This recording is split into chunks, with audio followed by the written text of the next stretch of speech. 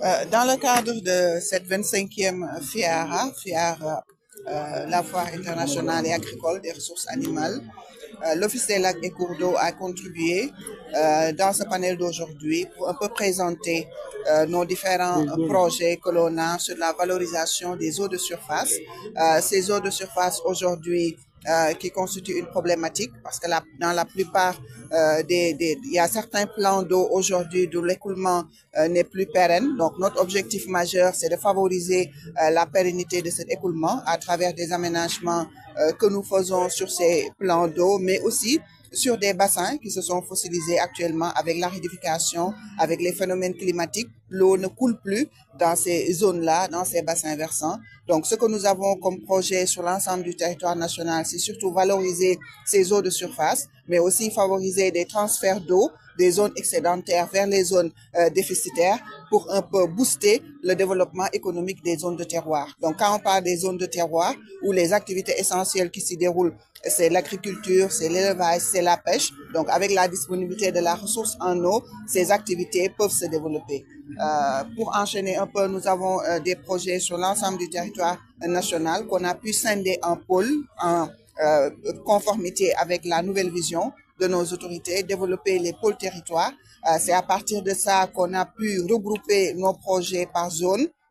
Là, actuellement, on met en œuvre dans la zone centre qui polarise 3 régions, Kaolack, Kaffrine et Fatick. On met en œuvre le Promoren, le projet de mobilisation des ressources en eau du Nanica Bolon. Juste pour vous donner un exemple sur la contribution de l'OLAC à la souveraineté alimentaire, ce projet permet de mobiliser 46,6 millions de mètres cubes d'eau et la mise en valeur possible en terres agricoles, c'est 12 000 hectares en double culture. Donc, ceci permet de développer l'agriculture, un peu de favoriser la diversification des spéculations et un peu d'atteindre cette souveraineté alimentaire. Là, c'est juste un exemple dans la zone centre et c'est ces réalisations-là que l'on fait sur l'ensemble du territoire national pour favoriser un peu le développement des activités du secteur primaire. Justement, vous avez été interpellé par rapport aux intempéries, aux inondations. Vous avez fait référence à la DPG.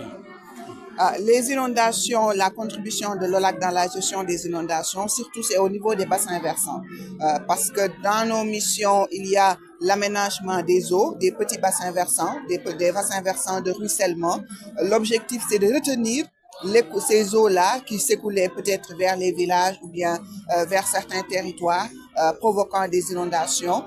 S'il y a des zones d'exutoire, on essaie de faire des aménagements de surcreusement pour recueillir toutes ces eaux, toutes ces eaux, et ces eaux recueillies permettent le développement des activités tout autour de ces bassins versants. Donc là, c'est la contribution de l'OLAC face aux inondations, mais beaucoup plus dans les zones rurales où l'eau le plus souvent se perd et que cette eau pourrait être récupérée pour valoriser les terres, pour faire les activités de pêche, développer la pisciculture alimentaire, quel temps déterminé, alors allons-nous y attendre en tant que la population?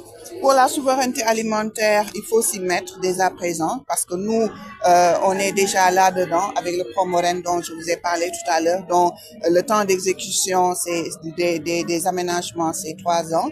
Donc, d'ici 3 ans, après la réalisation de tous les travaux, on peut parler un peu de la mise en eau du Nanica Bolon. Donc, quand il y a mise en eau, là, on peut aller vers le développement de l'agriculture. Donc, pour aller vers cette souveraineté alimentaire, on peut le faire à court terme. Il y a des étapes que l'on doit franchir avec toutes les structures concernées. Parce que c'est pas seulement l'Office des lacs et cours d'eau. Nous mobilisons la ressource en eau, mais derrière, il y a le ministère de l'Agriculture qui accompagne les agriculteurs sur les aménagements des terres. Donc là, c'est leur cœur de métier au niveau du ministère de l'Agriculture pour l'aménagement des terres, mais aussi favoriser le développement des spéculations avec la disponibilité des intrants et autres. Nous, notre mission, on va mobiliser les ressources en eau nécessaires dans nos projets. Tout à l'heure, je l'ai présenté. C'est plus de 5 milliards de mètres cubes d'eau que l'on va mobiliser. La sécurisation de la plus grande réserve d'eau douce qui est le lac de Guerre. On va pouvoir sécuriser plus de 2,5 milliards de mètres cubes. Sur les petits bassins versants, c'est 1,2 milliard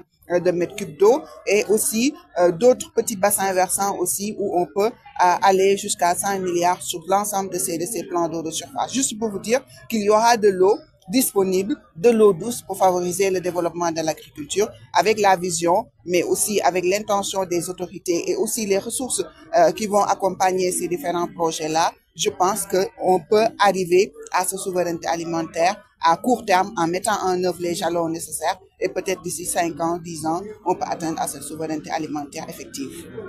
En wolof.